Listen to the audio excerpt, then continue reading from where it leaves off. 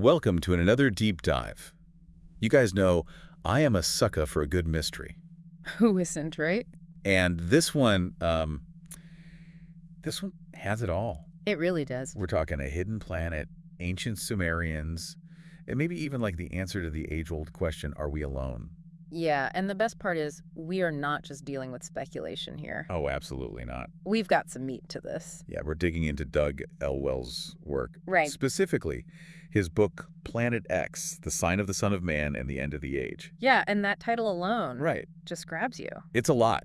It's a lot to unpack. It is. And Elwell, let me tell you, he does not hold back. He does not. This is not your average astronomy book. No, no. He brings together biblical study, ancient history. Really fascinating blend of like areas of expertise there. Right. And he even has a background in marketing. Well, that's how he's able to get the word out so effectively. Okay, true. You know, he knows how to market his ideas. All right, so for our listeners who are like, wait, who's Doug Elwell? What's the rundown? So Doug Elwell, he's a researcher who's really looked into this Planet X idea. Okay.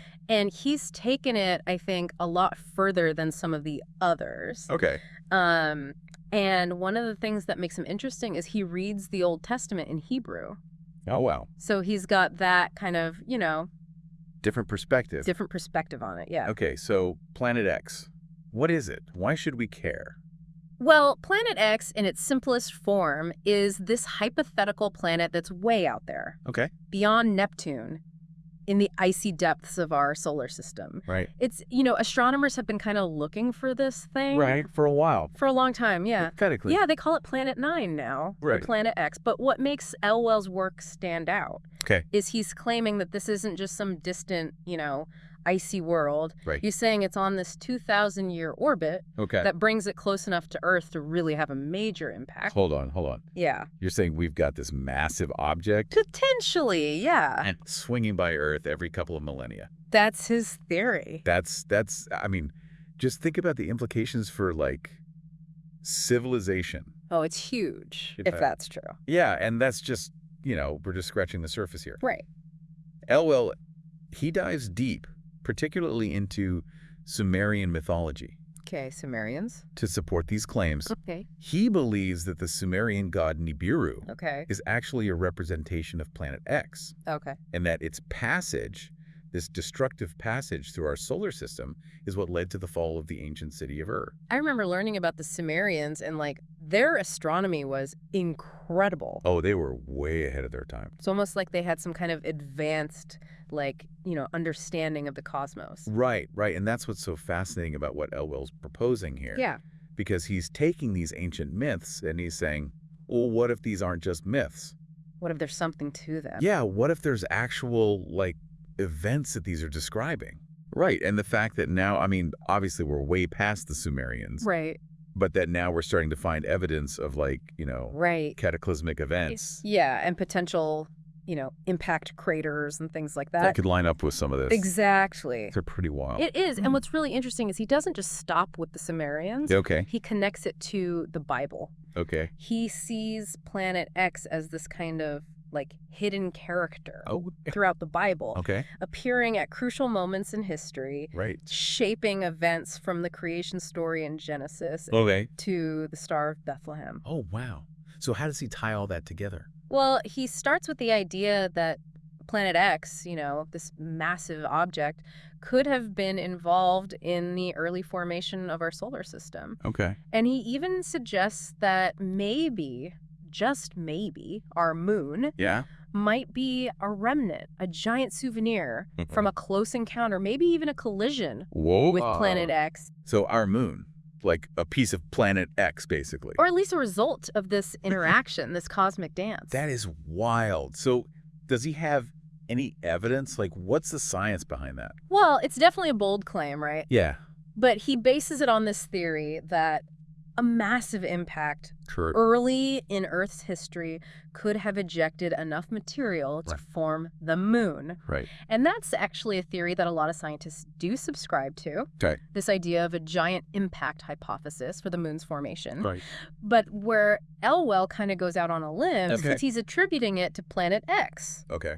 which is not something you're going to find in, your average astronomy textbook. So hold on. Yeah. So not only is he saying this is a thing, Yeah. is responsible for our moon, Potentially. Yeah. but it's also woven into, like, the creation story itself. He was suggesting that. Yeah, it's a whole other layer to Genesis. It is. It's adding this whole cosmic drama Yeah. to the biblical narrative. Okay, all right. So then what about the Star of Bethlehem? Right. So then he takes it to the New Testament and he Yeah. says, well, that star Right. that guided the wise men. The Magi, yeah. The Magi, yeah, to the birthplace of Jesus. Right. What if that wasn't a traditional star? Okay. What if that was a previous appearance of Planet X? Oh, wow. And he points to the fact that the word star in the Bible Okay. can be interpreted as kind of a broader celestial object. Okay, so it's not just our sun? Not necessarily, no. Okay, so it could be Planet X? He's suggesting that, yeah. Okay, so we've got this potential planet Right. on a 2,000-year orbit Mm-hmm. that could be responsible for shaping our planet, inspiring ancient myths. Right, it's a big deal if it's true. And if he's right, it's not done with us?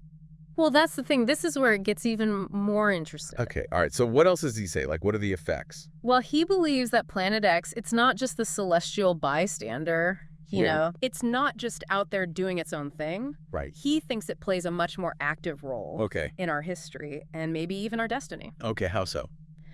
Well, he connects its return to the book of Revelation. Okay, Revelation. Yeah, the last book of the Bible. Right, the one with all the crazy imagery and, like, Apocalypse. yeah, the end times kind of stuff. Exactly. And he's suggesting that the return of Planet X could actually be the catalyst Okay. for some really significant changes here on Earth. Okay, all right. So we are going to need a much bigger deep dive board. We might need a bigger boat, as they say. Right, because this is where we're getting into, giants, fallen angels, Earth as a prison planet. That's right. We're diving into the deep end. Okay, well, let's do it. All right, let's do it. All right, so picking up with giants, fallen angels, and Earth as a prison planet. Yeah. Yeah, well, he does not shy away from those more, shall we say, creative interpretations. No, he really goes there. He does. He sees these connections between these ancient stories and the possibility of, extraterrestrial beings influencing our planet's history. Okay, so break it down for us. Okay. Because, some of our listeners might not be, like, super up on their, biblical terminology. Right. So when we say fallen angels, like, who are we talking about? So in a lot of religious traditions, including the one that Elwell is drawing from here, Okay. fallen angels are these beings that were once part of, like, a divine realm, Okay. but they rebelled. Okay. And they were cast out. Okay. And so they're kind of like in this in-between state. Right. And Elwell's suggesting that maybe they played a role in transmitting, like, advanced knowledge Okay. to ancient civilizations. So, like, ancient astronaut theorists, but with the biblical twist. Kind of. Yeah, I mean, he's definitely drawing on some of those ideas. Right. But he's putting this, like, biblical spin on it. Oh. And he even suggests that Earth Yeah. might actually be a kind of prison planet for these fallen angels. A prison planet. Yeah, and that humans, maybe we don't even know it, We don't even know. but we're, like, their wardens. We're keeping them here. Yeah, keeping them in line. Okay, so where does this whole soul catcher on the dark side of the moon come into play? Okay, so that's where we get into, like, really out there territory. Okay, because that's some next level stuff. That's, even for Elwell, that's kind of on the fringe. Okay. But he's intrigued by this idea, and you find this in some, like, esoteric circles, Okay. that there's this mechanism Okay. on the far side of the moon. Right, which we never see. Right, exactly. Right, because it's always facing away from us. Exactly, and he's suggesting that maybe that's by design. Okay. That maybe this thing is, But trapping souls. yeah, trapping souls here on Earth, preventing us from, like, moving on. Okay, so less of a scientific theory and more of a... I think this is definitely in the realm of speculation. Yep. It's more of a metaphysical Right. kind of concept. I'll He try to doesn't get it to have, like, hard evidence. Right. But he's just putting it out there as, like, hey, what if? Right, food for thought. Exactly. Okay, so let's bring it back down to Earth for a second. Okay. Because we were talking about, giants, fallen angels, soul catchers. We're all over the place. But I want to talk about what he sees as the potential consequences of Planet X's return. Right. Because he does connect it to some pretty major, like, biblical prophecies, right? He does, yeah. He brings it back to the Bible. Okay. And specifically, he points to Matthew 24, Okay. where Jesus is talking about the sign of the Son of Man appearing in the heavens. Right, like right before His return. the second coming, yeah. Yeah, and a lot of people interpret that sign as, like, a literal cross in the sky. Right. But Elwell's saying, no. This is something much bigger. Okay. This is Planet X, making its presence known. Well, I mean, I can see why. Because if we're talking about... It would be a sign. Yeah, like a planet-sized object appearing in the sky. Yeah, people are going to freak out. That's going to get people's attention. Right. There's going to be some mourning and gnashing of teeth, as the scripture says. Right, exactly. Mm-hmm. So give us the rundown. Like, what does he say is going to happen? What are we talking about here? Well, he says that Planet X, when it comes back, it's not going to be subtle. Okay. He's talking about earthquakes, volcanic eruptions, maybe even a shift in the Earth's axis. Like pole shifting kind of stuff? Yeah, like major upheaval. Okay. And he ties these events to the descriptions of, tribulation that you find in the book of Revelation. So we're not just talking about, like, a few shooting stars. Yeah, no. Yeah, this is the big one. This is the big one, yeah. Okay, so civilization as we know it. He's suggesting that this is going to be a period of great transformation. Okay. A kind of cosmic reset button for humanity. A reset button. Okay, so not necessarily the end of the world? Well, it depends on how you define the end of the world, right? I mean, he talks about the possibility... Yeah, of Planet X itself. Okay. Becoming a new home for humanity. Wait, hold on. Are we talking about packing our bags and relocating to Planet X? That's what he's suggesting. That's a new one. Like, what makes him think that this hypothetical planet could even support life? Yeah. I mean, that's where he gets really speculative. Right. Like, he points to these descriptions in Revelation of a new heaven and a new earth. Right. And he interprets that as, like, a fresh start on a new world. Okay. After this period of, like, crazy change. So Planet X is our lifeboat?